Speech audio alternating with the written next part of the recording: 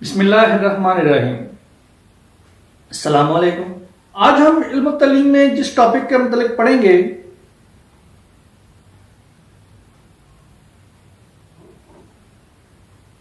اس کے متعلق اکثر بورڈ میں سوال آ جاتا ہے، سلیبس، کورس اور درسی کتب میں فرق بیان کریں۔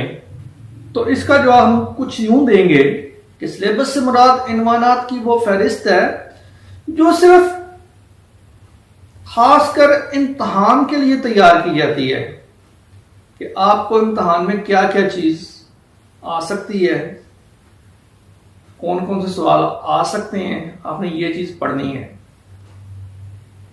یہ چیز سلیبس کہلاتی ہے۔ سلیبس ہمیں صرف راستے کی نشاندہی کرتا ہے۔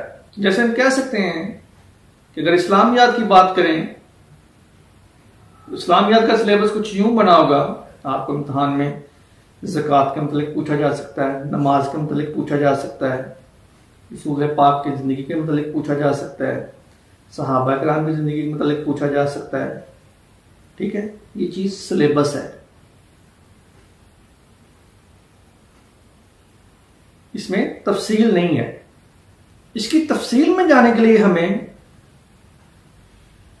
کورس کی ضرورت ہوگی، یعنی سب چیزوں کی جو تفصیل ہے وہ کورس میں ملے گی۔ اب کورس کیا ہے؟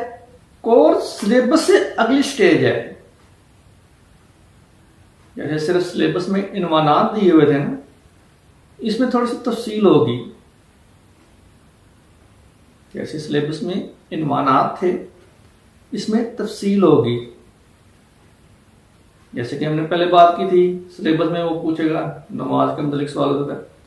اب کورس میں اگر کورس میں وہ تفصیل بیان کرے گا، نماز کب فرض ہوئی، کیسے پڑھنی ہے، کتنی نمازیں فرض ہیں، فجر کی کتنی رکعت ہیں، ظہر کی کتنی رکعت ہیں، عصر کی کتنی رکعت ہیں، مغرب کی، عشاء کی، اس طرح تفصیل بیان کرنا کسی چیز کو، یہ سب چیزیں کورس میں آئیں گی۔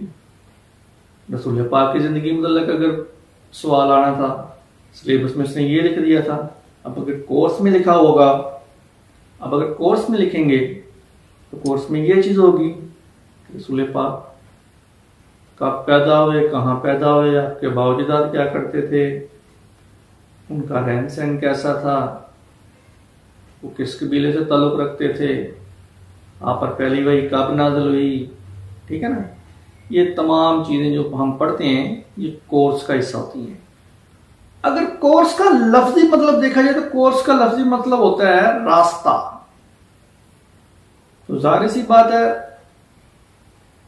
راستے کا تصور منزل کے بغیر ناممکن ہے۔ مثلا اگر کسی کو اسلام آباد سے لاہور آنا ہے، ٹھیک ہے، اسلام آباد سے لاہور آنا ہے، لاہور کیا ہے؟ منزل۔ اب راستے مختلف بھی ہو سکتے ہیں، کوئی اسلام آباد سے بدریہ جی ٹی روڈ لاہور آ سکتا ہے، کوئی اسلام آباد سے بدریہ موٹر وے لاہور آ سکتا ہے۔ ٹھیک ہے نا، سیم بات ہے کہ جو کورس ہے یہ مختلف بھی ہو سکتے ہیں۔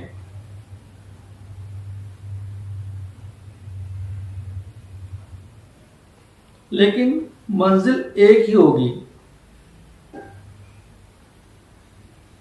کہ اگر کسی نے کوئی بک لکھی ہے، اس کی تفصیل وہ کسی اور طریقے سے بھی بیان کر سکتا ہے، دوسرا رائٹر کسی اور طریقے سے لکھ سکتا ہے۔ یہ کورس ہوگا ایک جو مختلف طریقے سے لکھا ہوگا۔ اگر بات کریں درسی کتب کی، یعنی کہ ٹیکسٹ بکس کی، تو یہ